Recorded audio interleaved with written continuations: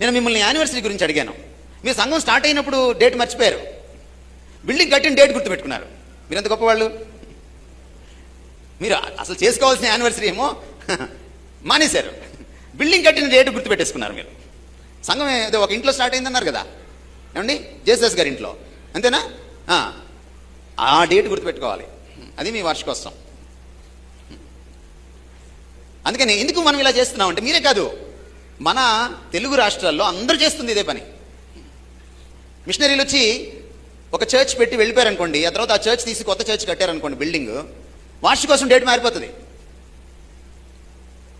ఎందుకంటే మనకున్న అవగాహన అదే.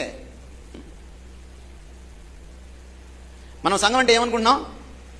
రాళ్ళు రప్పలు అనుకుంటున్నాం, ఇసుక సిమెంట్ అనుకుంటున్నాం, ఇటుకలు ఇనుము అనుకుంటున్నాం. నో, సంఘం అంటే మీరు. సంఘం అంటే మొదట మనం గుర్తించాలి అదేమిటి అనేది. Number 1, the church is a community, that's it's identity. సంఘం అంటే ఒక సమాజం.